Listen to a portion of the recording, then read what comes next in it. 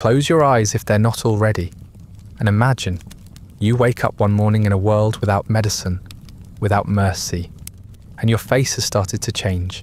It starts small, a tingling in your fingers, a patch of skin that doesn't feel quite right, maybe numb, maybe itchy, maybe just different in a way that feels wrong down in your bones. You try to ignore it. That's the first mistake. You rub your arms and tell yourself it's the weather. Maybe you're just tired, maybe it's a rash. The medieval world is full of rashes, between fleas, lice, bad bread and spiritual rot. You're used to waking up with some new bodily complaint. But this one doesn't go away. Then comes the nosebleed, thick, slow and almost black. You mop it up with your sleeve and pretend it didn't happen. Pretending is free. Seeing a doctor, assuming you can even afford one, is not.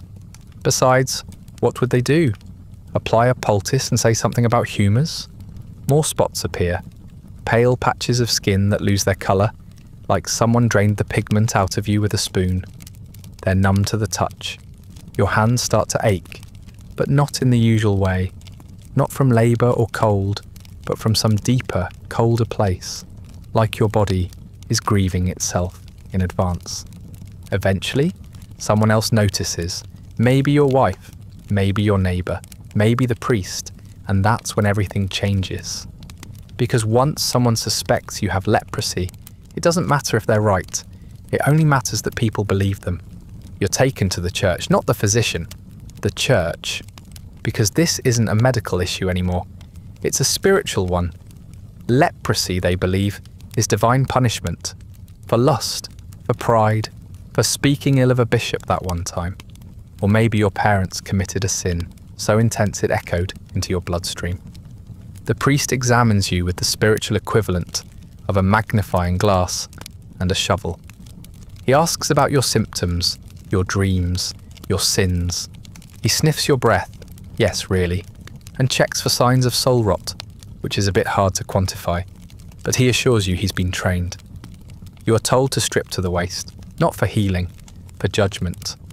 A handful of church-appointed officials squint at your back and murmur. One touches your shoulder and flinches. You are then given instructions, isolate, pray, and wait for the final word. It comes in the form of a ritual, a literal funeral. For you. While you're still standing there, you are walked into the church. There is a procession, a coffin, candles, someone chants. You're expected to kneel quietly, while your community effectively tells God that you're already dead. And could he please take the rest of you soon? From this moment on, you are no longer a citizen. You are no longer allowed to enter the town, touch others, or even speak without warning people first. You are legally, socially, and theologically erased. Congratulations, you've leveled up. You're a ghost now.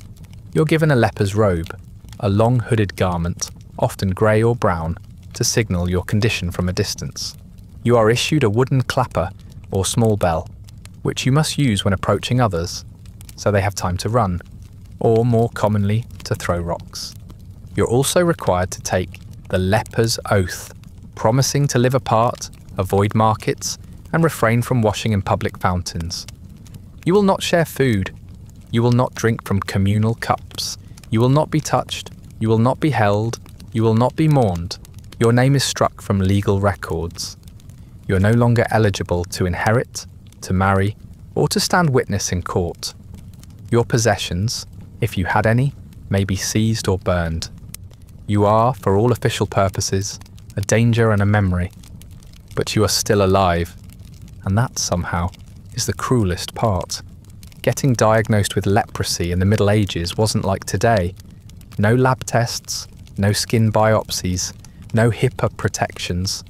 Just superstition, guesswork, and a priest with decent eyesight. If you wanted medical clarity, you were in the wrong century. It begins with suspicion. Maybe someone notices your face looks different. Swollen, puffy, maybe asymmetrical, in a way that's hard to pin down, but easy to fear. Or perhaps it's the way your hands don't grip tools like they used to.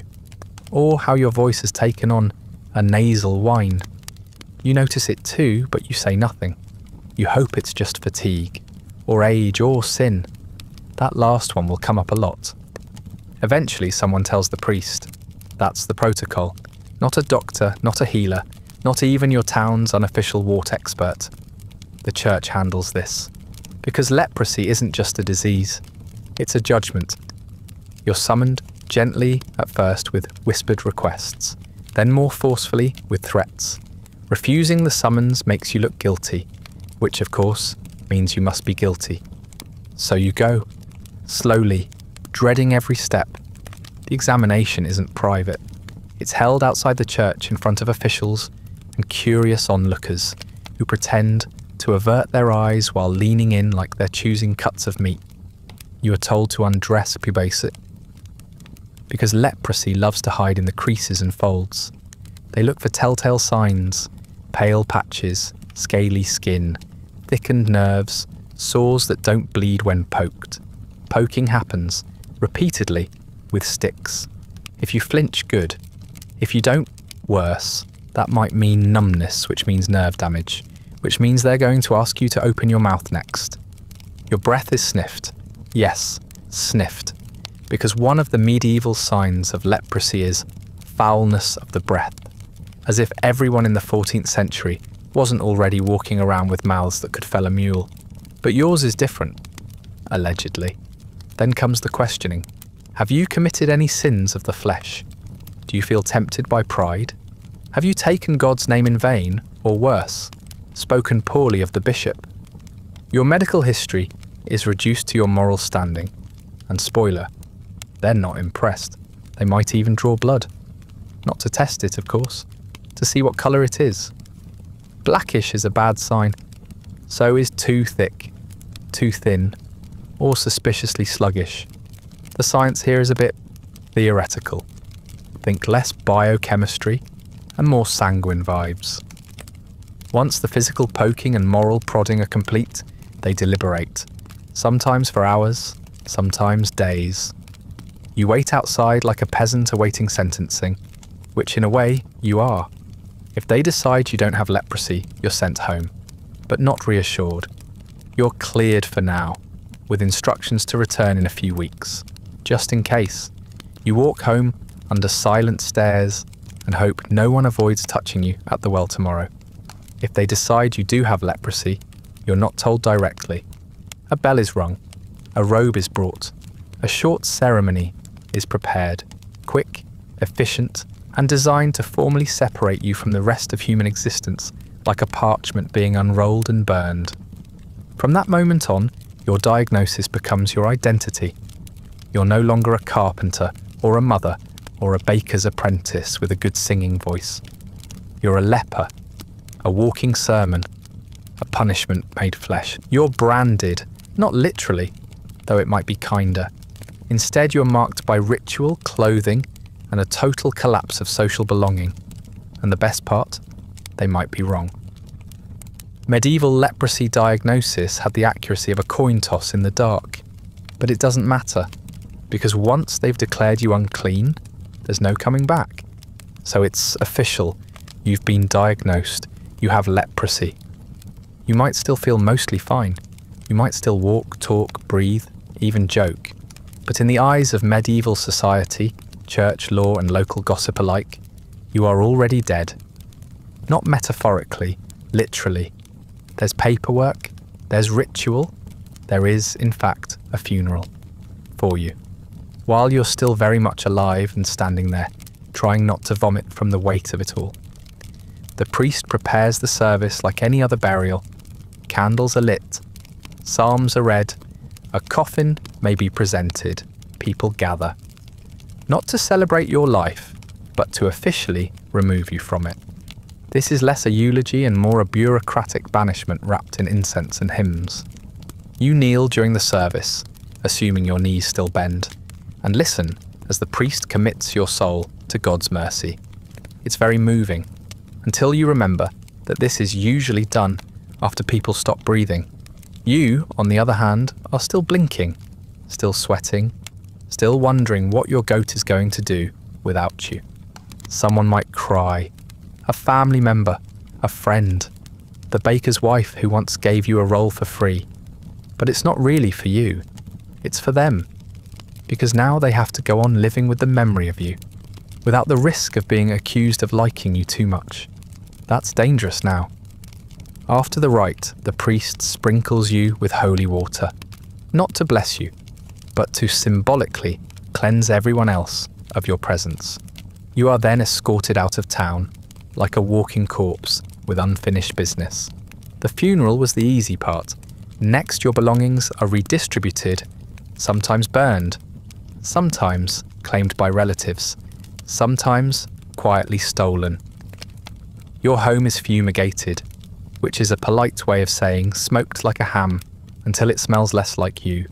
If you had livestock, they're sold. If you had money, it's absorbed. If you had debts, no one remembers. You don't legally exist anymore. You are exempt from all contracts and all protections. You are now civilly to mortua, civilly dead. You cannot own land. You cannot vote in town matters. You cannot marry, testify, inherit, or even walk into a tavern without violating local statute. You're not a person. You're an exception. You are forbidden from touching others. If you do, they must cleanse themselves, report it, and possibly reconsecrate the area. You are forbidden from walking into markets, from using public wells, from entering the church. Even God's house has closed its doors to you, just in case he's feeling contagious today. You're given a bell, or a clapper, something wooden, unpleasant, and unmistakably loud. You must use it whenever you approach a populated area. You must ring it before speaking, before stepping near someone, before existing in earshot. You are essentially a human warning label. You may be sent to a leprosarium, a house or hospital at the edge of town, often near swamps, ruins, or roads no one uses anymore. You'll live with others like you, but not in joy or comfort, in quiet, slow decay. You will share food, silence, and that distant echo of dignity that clings to people, even when everything else has been taken. The leprosarium might provide shelter, bread, a blanket, a priest who checks in occasionally to remind you that your suffering has spiritual meaning, which is helpful, in the same way a rock is helpful when you're drowning. And yet, you are not imprisoned. You can leave, technically, but there's nowhere to go, no one to turn to. The world has already buried you. It just hasn't filled in the dirt. So you go, quietly. You gather your robe, your bell, and whatever's left of your identity, and you walk away from your old life, into the margins, where the forgotten live loudly, because silence isn't enough. Congratulations! You're now the proud owner of the least enviable outfit in medieval Europe. Not because it's ugly, although it is. Not because it's itchy, although you'll quickly develop a deep and complex relationship with chafing. But because everyone who sees it knows exactly what you are. Your new wardrobe is not about warmth, or style, or even modesty. It's about warning. You've been given the leper's uniform, a collection of garments designed less for comfort and more for visibility. Think of it like the medieval version of a biohazard sign, but with worse tailoring. First up, the robe, sackcloth or rough wool, dyed in whatever shade of misery was available. Usually dull brown, dingy grey, or something that might have once been green, but now looks like despair that's been dragged through a ditch. It hangs shapelessly, covering most of your body. That's intentional. The fewer patches of skin people can see, the fewer excuses they have to accuse you of cursing them with your elbows. Then there's the hood, deep, drooping, and designed to hide your face as much as possible. A public service, apparently. If your features haven't been deformed yet, this will make sure no one notices. If they have, well, it's easier for everyone to pretend you're just another ghost with a bad posture problem. The cloak is optional, usually reserved for colder climates or wealthier lepers. Yes, those existed. It's heavier, smellier, and somehow even more depressing. Like someone sewed together every blanket that had ever been left in the rain. Now let's talk about your hat. It's wide-brimmed, pointy, and worn like a crown of disgrace. Some areas required specific shapes, flat caps, high domes, or drooping funnels, all designed to scream, "unclean," before you ever open your mouth. It's part head covering, part early warning system. No one should have to guess what you are. And then there's the bell, or, if you're lucky, the clapper. A small wooden rattle or iron bell you must carry at all times. You're expected to ring it whenever you approach other people. Markets, roads, churches, even paths through fields. If someone might accidentally breathe the same air as you, you ring. Loudly. It's not optional. Failing to use your bell can be punished by law. Usually, a fine, occasionally something more dramatic, like expulsion, public beating, or being re-evaluated for demon possession. You don't forget to ring. You don't even think about forgetting. Some lepers try to decorate their clappers, small carvings, bits of ribbon, a desperate attempt to reclaim something that resembles personality. But it doesn't matter. A warning device is still a warning device, no matter how many daisies you burn into the handle. You're also told to wear gloves, not to protect you, but to protect others from the sight of your hands, which may or may not already be curled into a clawed parody of what they used to be. Covered hands are polite. Bare hands are considered aggressive, even if you're just trying to scratch your ear. Footwear is discouraged in some areas. The belief was that your feet needed exposure to the air to reduce corruption, which would be great if air didn't mostly mean mud, manure, and small rocks shaped exactly like punishment. There are places where lepers are required to wear a badge, an actual cloth symbol sewn onto the chest, like a permanent declaration of unworthiness. A red cross, a white patch, a simple word, leprosy. The same logic as livestock branding, just less dignified. You become recognizable, instantly. From behind, from across the street, from the sound of your rattle on the wind. You are no longer someone who has leprosy. You are a leper. That distinction matters to everyone but you. Eventually, you stop noticing how it all feels. The scratchy seams, the weight of the hood, the way your bell rubs a sore spot on your hip. The garments become part of you, like a second skin, like armour you didn't ask for and can't take off. You used to dress for work, or weather, or ceremony. Now you dress so the world knows how far to stand away. There's no grand procession, no armed escort. You simply leave. You walk out of town alone, or with someone else who's also received their diagnosis recently, but no one talks on the walk. What's there to say? Congratulations. Nice hat. You follow the old road, the one that veers toward the hills, past the pig farms and forgotten shrines. The city shrinks behind you. The bell at your hip rings softly, announcing your slow, reluctant fade from relevance. The occasional traveller steps off the road to avoid you. Some cross themselves. One throws a rock, and then in the distance you see it. A few sagging wooden huts, a small chapel with half its roof. A well you wouldn't use unless the alternative was thirst-induced death. And even then, you'd hesitate. This is your new home, the leper colony. The air smells like mildew and cooked onions, not a metaphor. Someone's actually boiling onions outside a shack. The scent competes with the mould, smoke, and damp humanity that saturates everything. It's not the worst smell you've encountered, but it tries hard. There's no wall, no gate, no guards. Why bother? The greatest security measure here is the fact that no one wants to get within 50 feet. The fear of infection is stronger than any fence. You are the deterrent. You're welcomed by silence. Some nod. Some don't look up. One man waves with a hand that's missing 2 fingers. No one asks your name. Names imply future relevance. You're just the new one. For now, you're given a spot, not a bed, not a room, a corner, dirt floor, mouldy straw, a blanket that might once have been burlap. You sweep it out, knowing full well it'll be crawling again by nightfall. There is no furniture, just space and resignation. You learn quickly, food is rationed and terrible, a porridge made from barley, turnips, and indecision, bread that could be weaponized, water fetched from a spring that sometimes runs clear and sometimes smells like something buried upstream. The chapel is the centre of everything, not because people are devout, though many are, but because it's the only structure with 4 mostly intact walls and a roof that doesn't scream in high winds. Services are held weekly. They're equal parts prayer and sobbing. Some people sing, others can't anymore. Their throats are too damaged, or their lungs too full of whatever illness join the leprosy for moral support.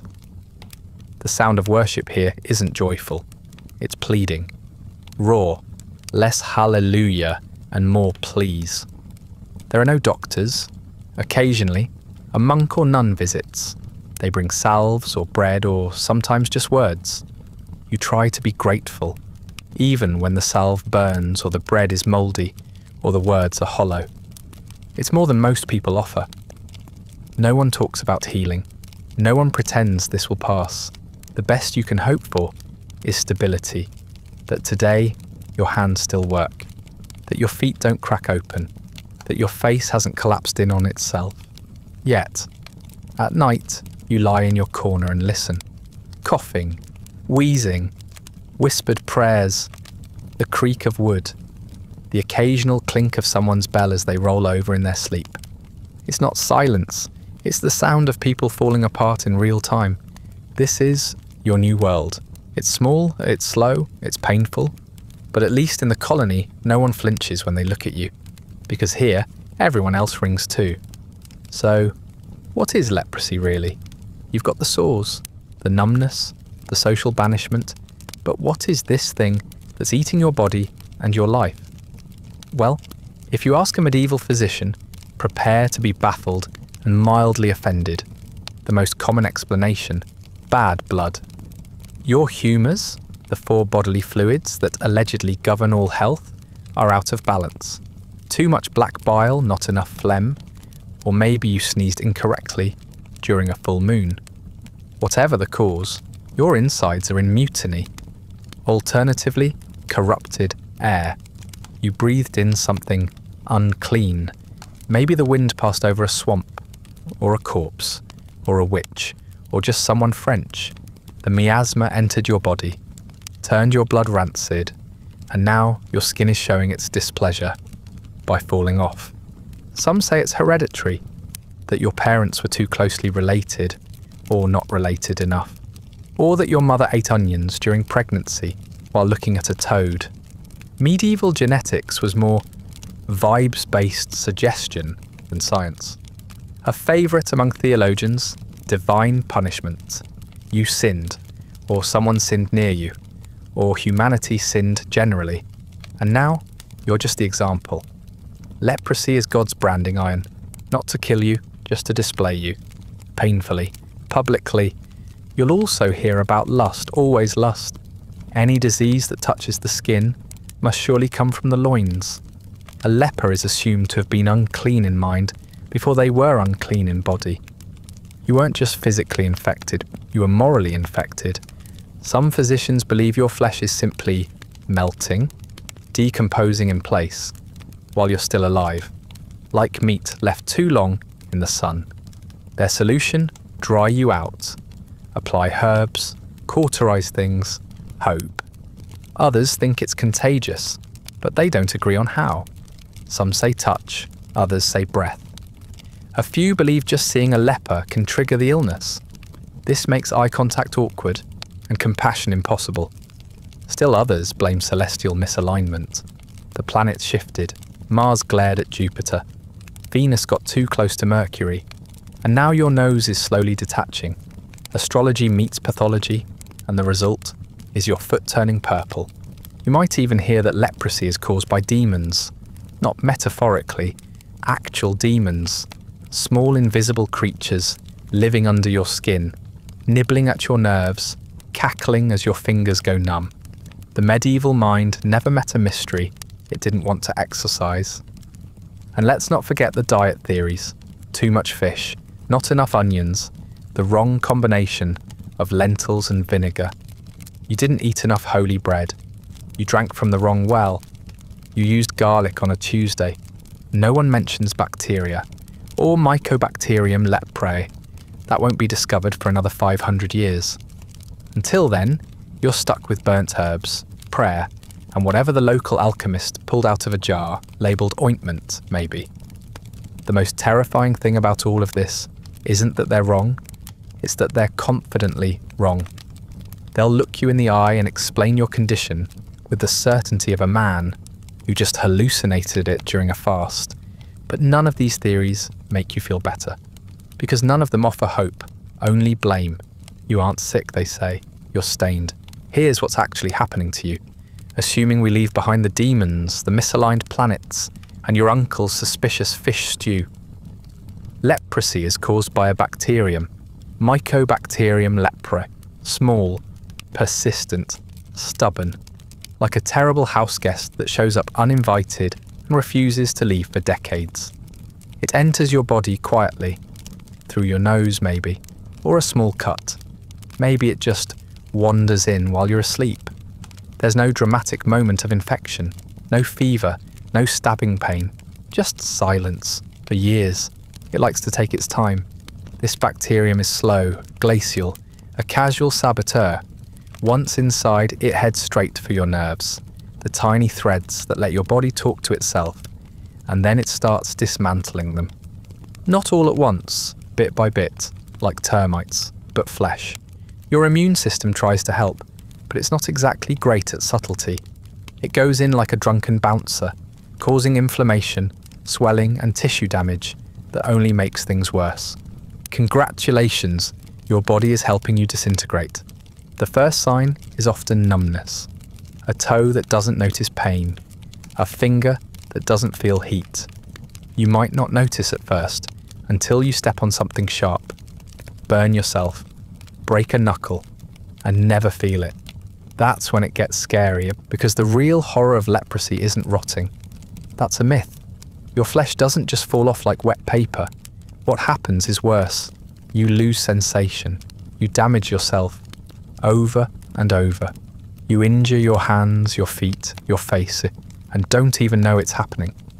Then come the ulcers, the infections, the breakdown of tissue from repeated trauma, and no healing. You keep walking on damaged feet. You keep using burned fingers. And slowly, the body wears itself out like a leather glove used as a hammer. Your skin thickens, your eyebrows disappear, your nose caves in on itself. Not because it's melting, but because the cartilage underneath has been compromised for too long. Nerve damage warps the structure of your face until you don't recognize yourself in reflection. Assuming you ever find a mirror brave enough to show you, your eyes suffer too.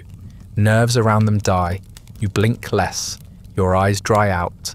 Infection follows. In time, many lepers go blind. Not because of some biblical curse, but because they physically can't keep their eyes clean or moist anymore. It spreads slowly, but methodically. A patch here, a limb there. Some people deteriorate fast, others live for decades with only mild symptoms. But all of them, all of you, are marked, disfigured, shaped by the quiet persistence of a bacterium that doesn't even have the decency to kill you quickly.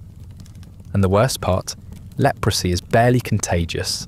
You'd have to live in close contact with someone for months, sometimes years, to even have a chance of contracting it. Most humans are naturally immune, but try explaining that to a frightened villager with a pitchfork and no concept of microbiology.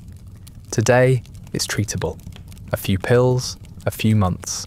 The bacteria die, the damage slows, and the social stigma, well, the pills don't fix that. But in the medieval world, that treatment didn't exist. No antibiotics, no understanding, just fear, superstition, and your bell. So no, you're not rotting, you're decaying politely, from the inside out, quietly, with a calm, patient cruelty that makes the process all the more unbearable, and all the more invisible, even when you're exiled, clapper in hand, face wrapped in a hood. Life doesn't stop needing to be lived. You still have to eat, sleep, Bathe if you're lucky. Breathe if your nose still works. The days keep coming, and they all expect something from you. Let's start with food. You don't grow your own, not unless the colony has land, tools and hands still functional enough to work them.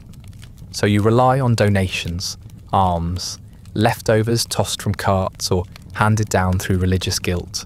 Sometimes a church provides barley, sometimes a baker sends stale loaves. Most days it's just whatever didn't sell. People don't get close. They leave food on rocks, on ledges, on the end of long sticks like you're some kind of diseased piñata. You ring your bell to thank them, but they're already gone. Walking fast, not looking back. Cooking is primitive. A single fire pit maybe, a shared pot. If you have onions, great. If you don't, it's boiled grain and guesswork. If you're missing fingers, stirring hurts. If you're missing sensation, you don't realise your hand's too close to the flame until it smells wrong. Water? That's tricky. Wells are for people. You get springs, streams, runoff, or rainwater collected in cracked pots. You don't ask where it came from. You just hope it's wet and doesn't taste like disappointment. Sleeping is equally luxurious. Dirt floors, mouldy straw, if you're lucky, a wooden board. If you're unlucky, a drafty corner where something skitters past your face at 2 a.m. No blankets unless someone donated one, and it probably has holes, from mice or fire, or both. There's no privacy. You live shoulder to shoulder with people whose bodies are falling apart, like old parchment. The noises are constant. Coughing, weeping, muttering, bell clanking, the occasional scream from a cramp that won't go away. You learn to sleep through anything. Or you don't sleep at all. Bathing when it happens is a river. A bucket, a miracle. Soap is rare. Warm water is mythical. You wash fast, awkwardly. If you're numb, you scrub too hard. If you're not, it hurts. No one looks directly at each other. Hygiene is an act of memory, remembering what it felt like to feel clean. You still use the bathroom, unfortunately. There's usually a pit, or a trench, or just the far bush. You wait your turn like everyone else, but you go alone, and always with your bell. You also need clothing, and that's a constant problem. Your robe doesn't mend itself. Holes happen, hems unravel, but sewing with numb fingers is like knitting with tongs. If someone helps, it's a miracle. If not, you wrap yourself in rags and hope no one notices the breeze. Visitors? Rare. Occasionally someone brave or desperate slug comes to the edge of the colony. A parent, a friend, a priest. They bring a gift, speak from a distance, cry a little, and then they're gone. You spend the rest of the week wondering if it really happened. Conversation happens in soft voices, not much laughter, a lot of sighs. Some people tell stories of who they used to be. A soldier, a baker, a singer.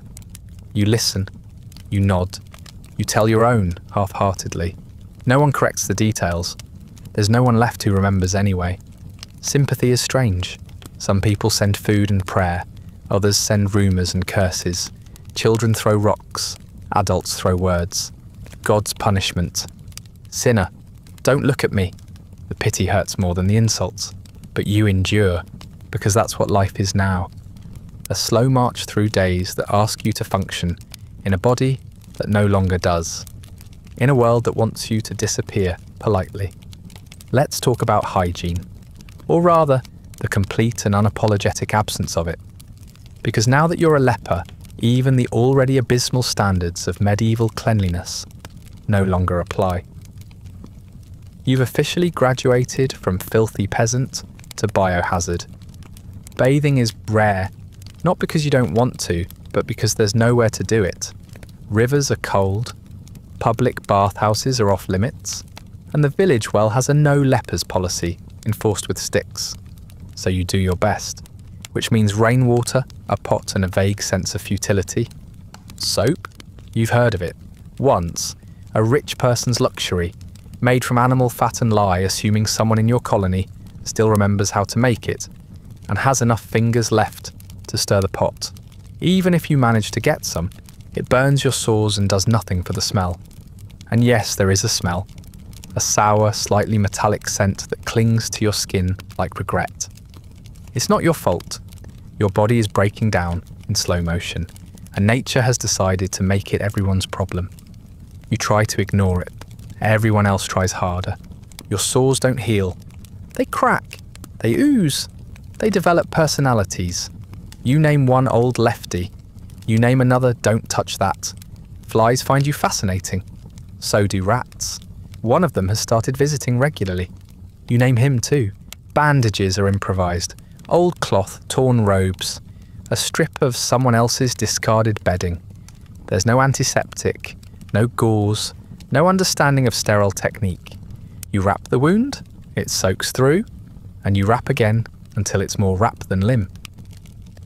The colony has a bucket system for waste, usually. But when your legs stop cooperating, when your hands can't grip, when your nerves refuse to fire, well, things get complicated.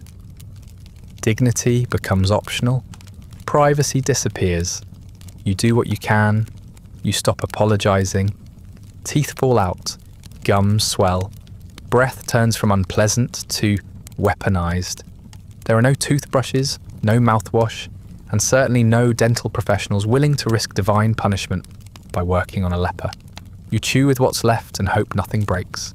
Nails rot, skin thickens, feet split open.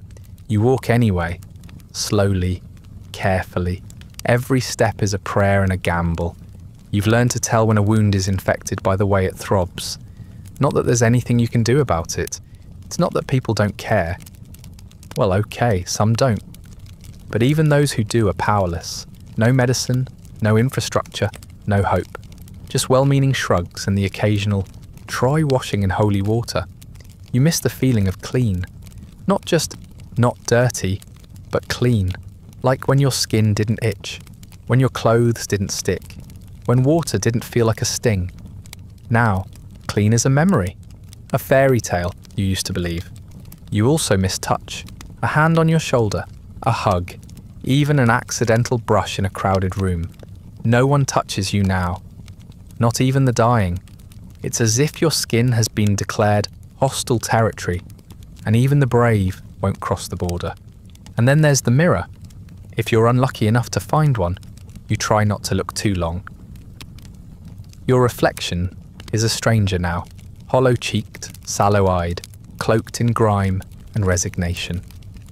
You were once a person, now you're this, but you survive, in your way. You scrape, soak, scratch and patch. You boil water, you share salves. You pick lice off your robe and pretend it's a bonding activity. Because even in filth, life goes on. Barely.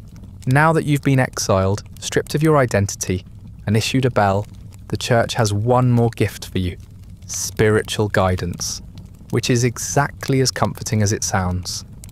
You see, in the eyes of medieval theology, you're not just sick, you're guilty. Leprosy isn't a random affliction. It's divine punishment, custom fitted for your soul's crimes. The diagnosis came with a side of judgment. You're told to examine your life closely. Which sin did it? Pride, lust, gluttony. All 7 just to be safe? Maybe you swore once too often while ploughing. Maybe you missed mass during a snowstorm. Maybe you looked at your neighbour's goat with intent. It could be anything. The priest visits occasionally, dressed in twice the normal robes, eyes cautious, voice gentle. He doesn't sit. He doesn't get close. He reads from a book, asks if you've repented recently, and leaves you with a few psalms and a vague threat of eternal consequences. He reminds you that Job suffered too, which is helpful in the same way a knife is helpful in a swimming pool. Blessed are the afflicted, he says, while stepping away from your sneeze radius. The meek shall inherit the earth, he adds, while not touching the bread he brought you. You're advised to fast, to pray, to accept your condition as a gift, a heavy, pus-filled gift sent from heaven to test your faith and thin your waistline. If that doesn't cheer you up, nothing will. Confession is encouraged. You're told to speak aloud all the things you've done wrong, even if you can't remember them. In fact, forgetting them might be a sin too. So you confess. You dig up every misstep, real or imagined, and offer it up like kindling. Because the thinking goes, if you can purge the sin, maybe the disease will go too. Not because of medicine, not because of rest, but because God might blink and decide you've suffered enough, or find someone else more interesting to punish. The church won't heal your sores, but it will prescribe penance, hours of prayer, self-flagellation, silence. If your hands still work, you're given tasks, weaving, carving, digging, and not for productivity, for humility. You ask why children get leprosy, why nuns get it, why kind, generous people end up in the colony. The answer usually is mysterious divine will. Sometimes it's original sin. Sometimes it's God works in very opaque ways. You're told to rejoice, that this suffering brings you closer to Christ, that your decaying nose is a holy offering, that your inability to feel your fingers is a kind of spiritual enlightenment. You smile politely, then you go sit under a tree and quietly scream into your sleeve. If you express doubt, even once, well, you're warned. Doubt leads to pride. Pride leads to hell. And hell is somehow even worse than what you're currently living through, which is impressive, considering your current sleeping arrangements involve hay and open lesions. You want comfort. What you get is doctrine. You want hope. What you get is a lecture. You want someone to say, "This is awful, and I'm sorry." But all anyone says is, "Repent harder." And so you do, because when your body fails, all you're left with is belief. Even when that belief suggests, this is all your fault. So you've been diagnosed with leprosy. You've been exiled, humiliated, and now you're waiting for some kind of remedy. Some balm, some regimen, some hope. Congratulations. Here is a comprehensive list of everything they might do to you that won't help even a little. Let's begin with bloodletting, the Swiss Army knife of medieval medicine.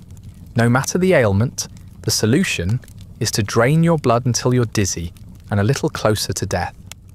Because clearly, if your flesh is falling off, what you need is less of it.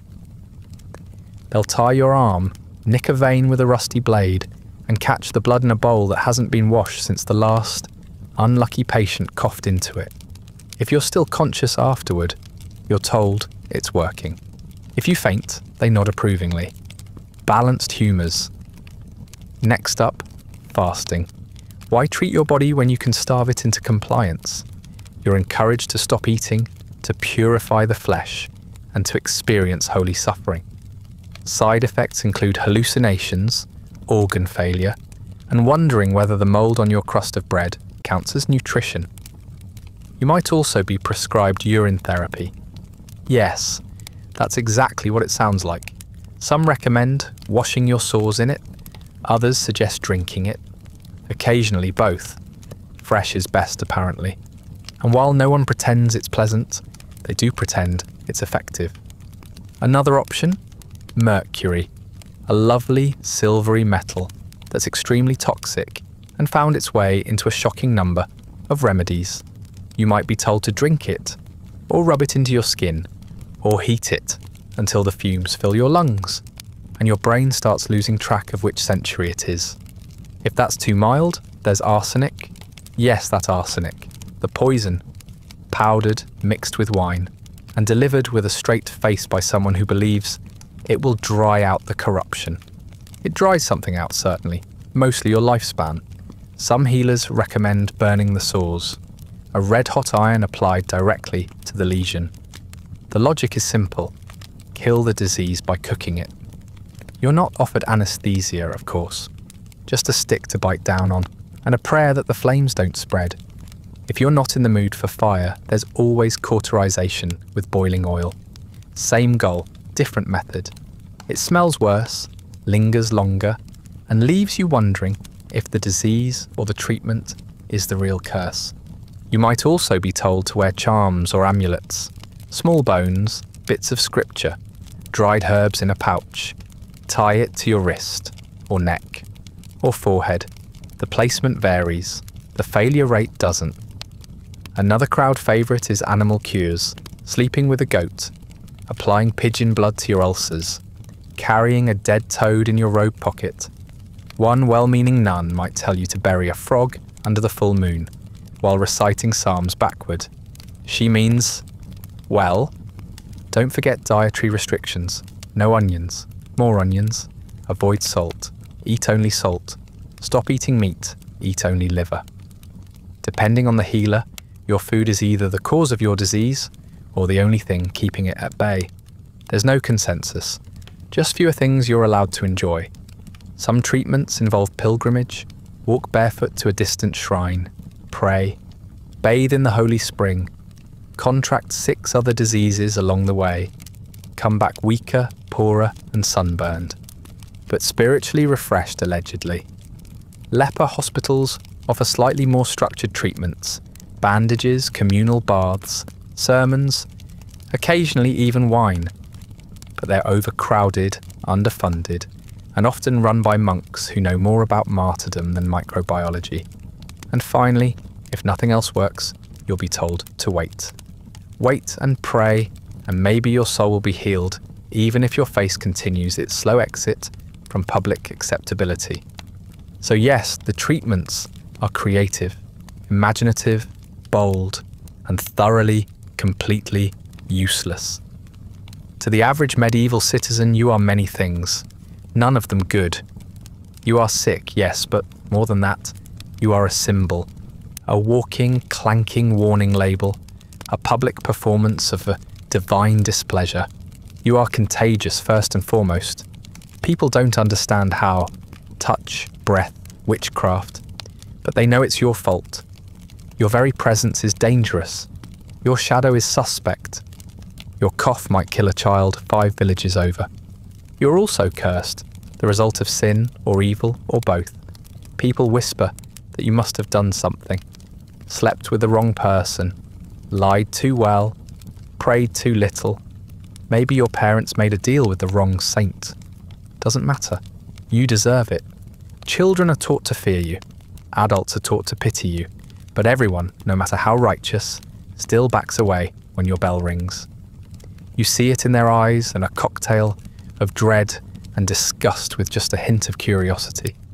Because you're also fascinating, in the way a dead thing is fascinating. People stare when they think you're not looking. They whisper. Some laugh, others cross themselves. A few throw stones. You're the subject of both cautionary tales and drunk jokes. When someone in the market curses at another, may you rot like a leper, everyone laughs. It's funny, because that's what you are now, a punchline, a shorthand for decay, a metaphor for moral failure, a walking simile with bad posture. You are feared, yes, but not in the powerful way, not like a knight, not like a plague. You're feared like an abandoned well, something dangerous, filthy, and quietly tragic. People avoid you not out of respect, but revulsion. You exist in a state of social limbo. Not quite dead, not quite human. You can't enter the town freely. You can't marry. You can't work. You can't touch. Your existence is tolerated only at a distance. Like thunder. Even the kind ones are afraid. The priest blesses you from several feet away. The baker leaves bread on a wall. The midwife gives you a blanket, but won't look at your hands. Compassion is filtered through fear like wine through a dirty cloth. Sometimes, a local tries to help, quietly. A coin slipped into your bowl. A prayer muttered on your behalf. You thank them with a nod and a smile, and they flinch. Even gratitude makes them nervous. Rumours follow you. That you cursed a well. That you poisoned the bishop's dog. That you can hex crops just by walking past them. You are now a repository for everyone's fears, and they fill you up like a scarecrow stuffed with anxiety. You watch from the edge of town as people live, as they laugh, argue, celebrate, sin. You ring your bell, and they scatter like startled chickens. Your presence rewrites the rhythm of their lives. Eventually, you become invisible. Not literally, though that would help, but functionally. People stop seeing you. You're part of the scenery now, the sad, twitching backdrop of their daily drama. You're not just a person anymore. You're a type, the leper, the cursed one. A reminder that God plays favourites, and you're definitely not one of them. But at least they're not bored when you walk by. Despite being cast out, you still have a role to play. A small one, an uncomfortable one. Less citizen and more cautionary tale with legs. You are society's whisper, the haunting at the edge of the road. Your job now is to beg, not politely, not at a proper distance, but from the ditches, from the walls, from behind hedges. You don't knock on doors, you don't approach carts, you stand where people can see you and wait for pity to overcome disgust. You hold out your bowl, you lower your head, you ring your bell.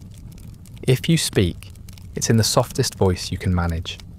Too loud and people get scared. Too soft and they pretend you're not there. It's an art, the choreography of desperation. Sometimes someone drops a coin or a crust. You nod, say thanks. They don't respond. Charity is easier when the recipient doesn't talk, doesn't remind you they were once like you. You are also expected to pray, constantly, for your sins, for their sins, for the sins of the kingdom, for rain, for forgiveness, for less visible suffering. You are a spiritual sponge soaking up guilt and disease so others don't have to. Churches occasionally allow you to attend Mass from outside, through a hole in the wall, a leper window. You listen to the service like a ghost at a wedding, murmuring the Latin responses with a voice half swallowed by the wind. You live in a paradox, visible and invisible, required and rejected. You are allowed to exist, but only in such a way that reinforces your unworthiness. You're the public performance of shame. On feast days, you're sometimes brought food, bread, wine, maybe stew if the cook is feeling charitable. You eat quietly, gratefully. You don't speak. It feels like a holiday. It isn't. Monasteries occasionally give you work, tending to gardens, weaving baskets, making soap, ironically. It's not paid, but you're told it builds virtue. You try to believe that, because otherwise, you're just a free labour pool for people who won't touch you. If you're strong enough, you help other lepers, carrying water, changing bandages, sharing what little you get. It's not heroic, it's necessary, because no one else will. The wounded care for the wounded, blind leading blind. And still, somehow, it works. Your presence is useful. You remind the healthy of how lucky they are. You reinforce morality. Don't end up like him, they whisper to their children. And then they hand over a crust of bread to prove they're good people. In this way, you become part of the moral economy, a necessary symbol in the machinery of salvation. Your suffering makes other people feel righteous. Your decay polishes their halos. You're expected to die quietly. No theatrics, no complaints. Just a slow fade into the soil, marked by a wooden cross and a shallow grave at the edge of the colony. If someone remembers you, it's as that one who used to hum during Vespers. But until then, you're still here, still ringing, still walking, still reminding everyone that death doesn't always come fast. Sometimes it just puts on a robe, grabs a bell, and keeps going. You know things are going well when the government invents laws just for you, not to help you, not to protect you, but to control, isolate, and thoroughly inconvenience you in public. Welcome to the charming world of medieval leper legislation. Let's begin with the basics. You must carry a bell, always. Not metaphorically, an actual physical bell. You are legally required to announce yourself like a mobile livestock auction, so that people know you're coming and can flee accordingly. In some towns, it's not a bell, but a clapper, a wooden rattle you bang together to signal your proximity. Either way, the goal is the same. Remind everyone within earshot that you're nearby, and they should probably stop breathing until you've passed. You also must shout, out loud for all to hear that you are unclean. That's the word, unclean. As if your body were a spill on God's tablecloth. You say it to merchants, to priests, to children, to no one. It becomes your second name. Distance is codified. You're required to stay 60 paces from healthy citizens. Not steps, paces, a generous estimate. That's roughly the length of a very awkward staring contest.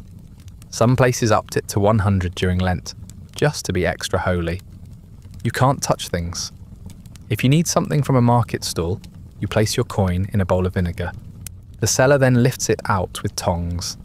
It's like playing a very sad biohazard-themed claw machine. You're banned from public fountains, from bridges, from city gates, from walking downwind of a nobleman. One law even stated that lepers couldn't walk next to the wall of a church, lest their shadow touch holy stone. Marriage? Forbidden. Laws against lepers marrying the healthy were enforced with everything from fines to exile. Even marrying another leper required permission. Because clearly, your union was a threat to the moral fabric of society. Clothing was regulated. You were legally required to wear distinctive garments, often sackcloth, sometimes dyed. You had to be visible at a glance, no blending in, no ambiguity. The law demanded you dress like the medieval version of a traffic cone. Housing was restricted. You couldn't live in town, not even at the edge. You were pushed out to leprosaria, purpose-built ghettos for the undesired. Occasionally with walls, always with rules. If you broke these laws, punishments varied. Fines you couldn't pay, whipping, permanent banishment. In extreme cases, mutilation, because apparently your existing condition wasn't quite dramatic enough. And yes, all of this was enforced. Not every time, not everywhere, but enough to keep you afraid. Enough to make you second-guess every step, every breath, every attempt at normalcy. Even after death, the laws kept working. Lepers were sometimes denied burial in consecrated ground, or buried in separate plots, unmarked, outside the cemetery walls, like refuse instead of people. These weren't laws for protection. They weren't even really for order. They were about optics, about making sure no one forgot you were other, that you were the problem, not disease, not poverty, not ignorance. You. It was legislation as performance, a legal theatre of disgust, and your role was to ring the bell and bow as the curtain closed. So you're single, hopeful, looking for companionship, a little love, maybe a hand to hold during evening prayers. Well, too bad, because with leprosy, your romantic prospects are officially deader than your nerve endings. Let's be blunt, you're not getting married. Not in the traditional sense, not in the whispered by the hearth sense, not even in the desperate widower needs a wife sense. You are, legally and socially, off the market. Forget kisses, hugs, casual hand-holding. People don't even want your shadow to touch them. Romantic gestures now include waving from a distant hilltop, or possibly carving someone's name into a stick and throwing it in their general direction. Even if someone did fall for you, a fellow leper, a sympathetic priest, a rogue with an unusual taste in decay, the church frowns deeply on it. Some regions outright banned leper marriage, arguing it was a distraction from penance, because nothing ruins repentance like companionship. And if you do find someone, you still can't touch, not comfortably, not safely, not without risking what little freedom you have. Holding hands can now result in excommunication, fines, or just a very public flogging. Not exactly aphrodisiac material. Flirting is a lost art. It's hard to wink attractively when your eyelid doesn't close anymore. Harder still when your face is wrapped in cloth and your voice is described by strangers as mossy. The bell doesn't help, neither does the limp. Gifts are complicated. You can't shop, you can't borrow, you can't even touch things in town. So your options are pebbles, maybe a flower. Once someone gave their beloved a pigeon feather. It was romantic, until the pigeon took it back. Conversations are whispered in shame. You both keep one eye on the local priest and one on the vinegar bowl, in case someone wants to throw a coin. There's a tragic dignity in it, like Romeo and Juliet, but with more lesions. There's a tradition in some colonies, carving initials into trees, not to commemorate love, to remember what it felt like to be someone who could love, who might have been loved once. Back when your face had symmetry, you start daydreaming about arranged marriages, just someone to share a bowl of stew with, to help bandage your leg, to laugh softly at the absurdity of it all. But even that is rare. Even inside the colony, people are afraid to get too close, and so your only regular companion is God, or a rat, but mostly God. You pray, you read scripture, you imagine divine love as the purest form, partly because it is, mostly because it's all you've got. Monks tell you that celibacy is holy, that love of the flesh distracts from love of the soul. It's meant to comfort. It doesn't. Not really, but you nod. Because arguing theology while your nose is falling off feels ungrateful. Some say lepers are married to sorrow. That's poetic. A little much, but poetic. You prefer to think of it as a very long, very awkward breakup with the concept of intimacy itself. So yes, it's just you now. You, God, and your shadow. And maybe, on a very good day, a shared laugh from a safe distance. Eventually, your body gives up. Not in a dramatic way. Not with lightning or wailing or one final defiant scream. No, it ends the way it's lived, quietly, slowly, and with the distinct odour of resignation. Leprosy doesn't kill you outright. That's the problem. It lingers. You don't die in a blaze, you die in layers. One nerve at a time, one joint, one function, one forgotten memory of what it felt like to be whole. Your feet stop cooperating, your hands become claws. You can't eat without help, can't bathe, can't walk to the latrine, but no one touches you, so you drag yourself. Or wait until you stop needing to.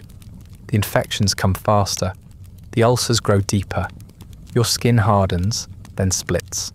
You develop a cough, then a worse one. Then something in your lungs gives up, and you stop asking for help. Because what would that even look like? At some point, the rats stop avoiding you. That's how you know it's close. You wake up to teeth marks on your blanket. You don't blame them. You're both just scavenging what's left. People in the colony check in on you. At first daily, then weekly, then not at all. You're not forgotten, just pre-forgiven. Everyone knows where this ends, and no one wants to watch. You stop ringing your bell. It's too heavy, too loud. You lie there, under a patchy blanket, staring at the roof beam that leaks during storms. It creaks. You start naming it. You don't remember why. The priest visits, reads a psalm, drops a wafer on a cloth. He talks about peace, rest, heaven. He doesn't mention the smell. You both pretend you haven't noticed it. Breathing becomes a chore, not painful, just boring, like the body's still going out of habit. You wish it would stop, but it's stubborn. You cough politely. Nothing changes. Dreams become strange. You remember faces you haven't seen in years, fields you haven't touched, a girl who smiled at you once, the bakery, the colour of your mother's scarf. You forget which are real. Then one morning, or maybe evening, the light is different, softer. The world is far away. You blink once, and then never again. Your funeral is brief. A few words, a wrapped body, a shallow grave in the corner of the colony. No markers, just a mound. Someone places a stone. Then they leave. No one celebrates, but no one weeps either. Because in some way, it's not tragic, it's merciful. The end of a long aching rehearsal for silence. You're gone. And for the first time in years, the bell doesn't ring. Death, for most people, comes with closure.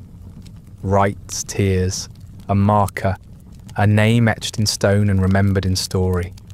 For you, it comes with a shovel, a priest who doesn't look up, and a burial plot that might have once been a pig field. You're not buried in town. That much was made clear while you were alive. The townspeople want you gone, spiritually, spatially, hygienically, so you're laid to rest on the outskirts, near the edge of the colony, in soil that forgets easily.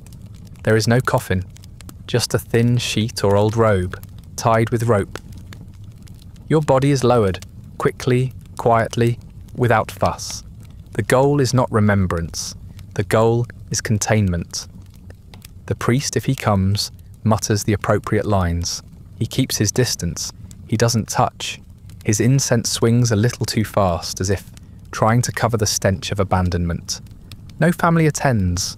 They were forbidden, or afraid, or ashamed, or already pretending you died years ago. Your passing is more of a logistical task than an emotional event. You are buried like an inconvenience. The other lepers stand nearby. They say nothing. They've seen this too many times. They know it's their future too. Someone may nod, someone may cross themselves. Then they go back to their huts and try not to dwell. Your grave is shallow, not out of disrespect necessarily, just exhaustion. The ground is hard, the tools are dull, the diggers are malnourished and half blind. It's a mercy you're not claustrophobic. No headstone, just a rock, or maybe a bit of wood, if someone had time to carve your name into it. It won't last. The weather will claim it. The grass will cover it. In a few months, your resting place will be indistinguishable from the soil around it. Years from now, someone might find your bones, pitted, scarred, deformed. They'll label you as specimen. They'll write papers. They'll marvel at how you lived with so little. No one will ask how you died.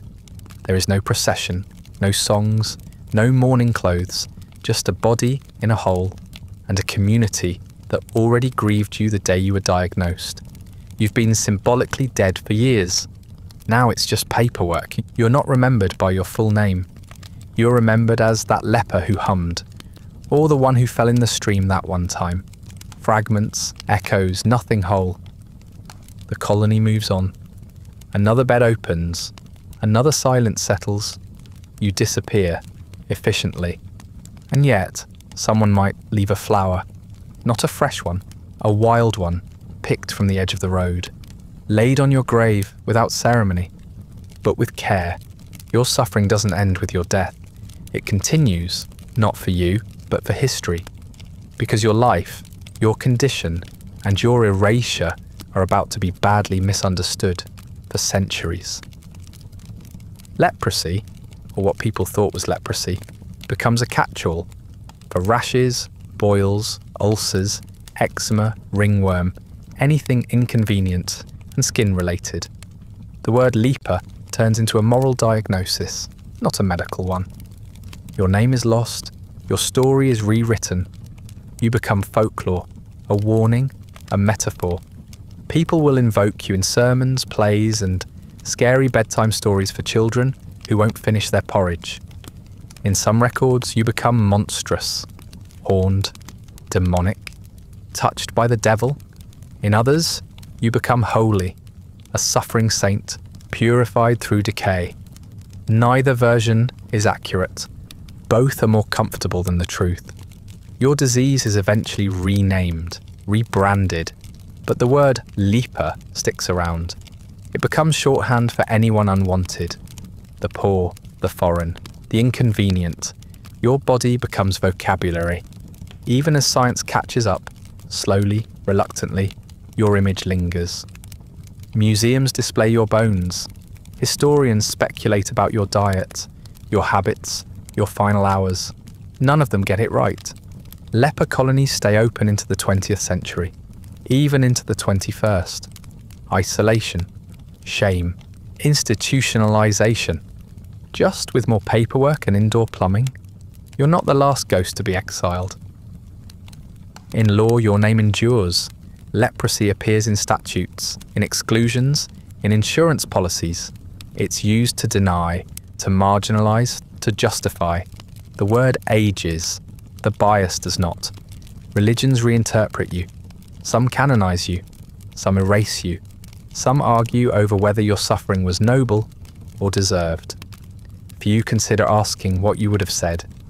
You are referenced in literature.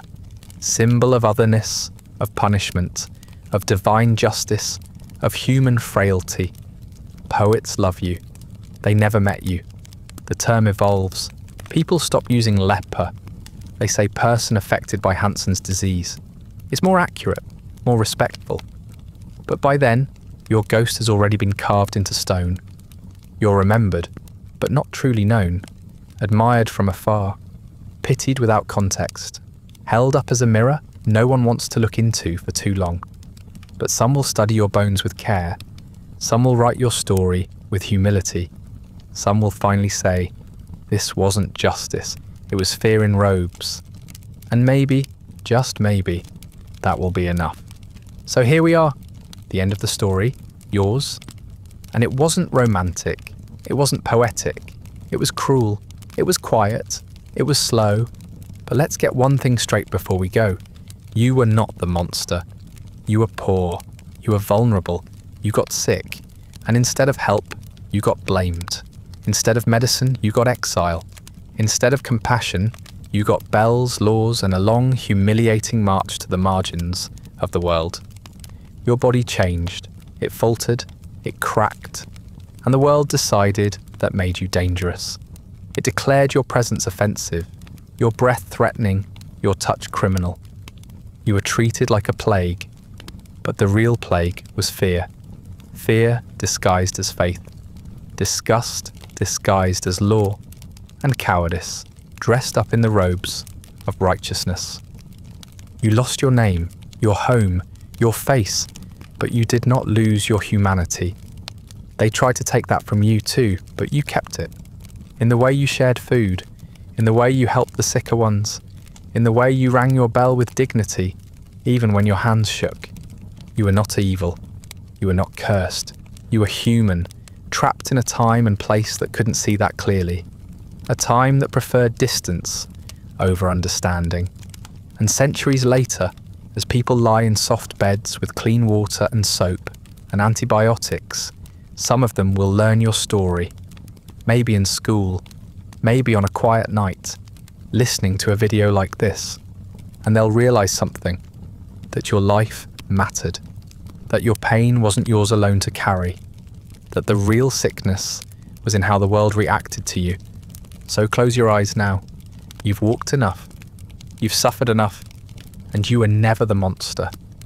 You were just someone who needed kindness, in a world that didn't know how to give it yet.